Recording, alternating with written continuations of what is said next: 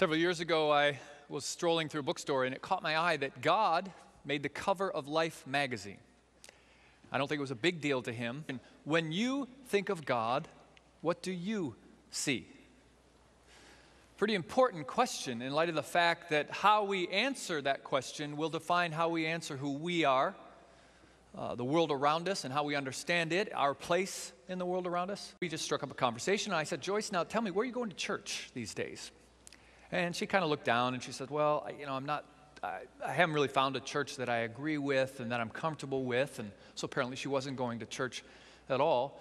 And being the sensitive pastoral type, I said, "You're telling me that in the entire Los Angeles Valley you can't find a single church you agree with?" Which didn't help the conversation at all. Because it turns out she had gone through quite a bit and had changed her perspective on God dramatically. Not knowing that, I said, "Joyce, we need a place to worship." And when I said the word worship, it was like daggers came out of her eyes, and she said, "That's one of the things that bothers me. Worship. What is it about God that he demands our worship? Is he that insecure that he needs his ego stroked? Or is he just arrogant?" I knew something had changed in how Joyce would answer the question, who is God? But I also thought, she kind of makes a good point. "I am the Lord your God. You shall have no other gods before me. You shall not make for yourself an idol." Why? "For I, the Lord your God, am a jealous God." Jealous? What is the God of the universe doing with what we would call a petty emotion like jealousy? That sounds more like a clingy lover or maybe an arrogant boss who wants all the credit. Today I've invited one to speak to us who has been actually whispering and spreading rumors in the ears of mankind since the beginning of time.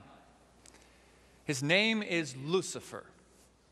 Once upon a time, he was the highest of archangels in the heavenly kingdom. According to official reports, he led a rebellion. He tells it differently. So I've asked Lucifer to come to share with us today how he would answer the question, who is God? I am God. I have never doubted that for a moment. My ability to remain unshakably aware of me is now universally accepted as proof of my divinity. The tyrant, the one you call God, is the cosmic bully. Now, I'm not offended that the tyrant calls himself God.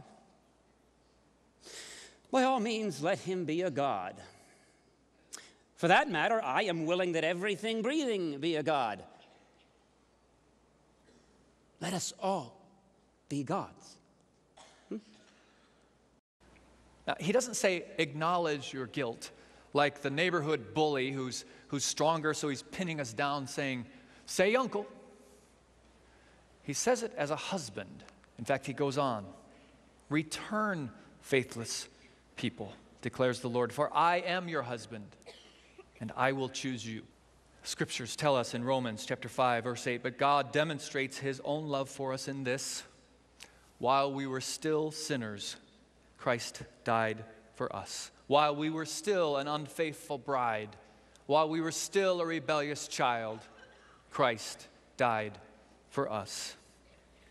And in the process, God in his position and God the person came together.